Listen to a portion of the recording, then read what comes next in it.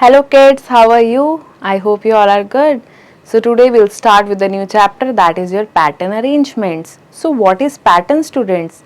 We all see patterns around us, like patterns in the parks, in the pavements, in the windows, trees, waves. So we see patterns in our environment also. We see number pattern, line pattern, shape pattern, color pattern. So many types of pattern we see, either they are repeating or they are growing.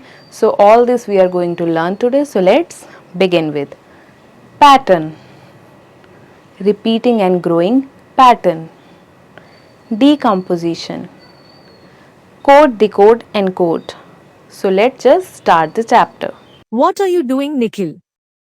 I am playing Sudoku online by selecting the symbols to fit on target position. It's a great fun. You should also play.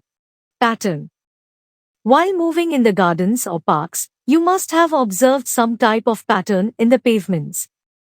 Patterns are all around us, such as grills of windows, trees, waves, etc. The regular arrangement of lines, colors, shapes is known as pattern. Repeating and growing pattern.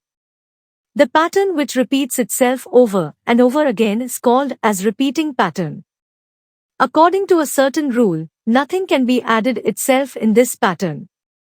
For example, in this pattern, we can see only two shapes are repeating in the sequence. We cannot add anything new. When something is added to a pattern every time the sequence repeats, it is known as growing pattern. For example, here, we see two colors which are repeating in a pattern. Decomposition.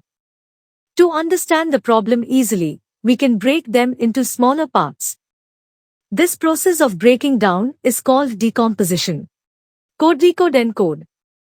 You must have seen a message written with secret code. Pictures can be drawn as codes for the letters of any word. So, when we are using pictures or symbols to represent the information, it is known as coding. If we convert the information back to its original form, then we call it decoding. The action of transforming a message into code back is called encoding.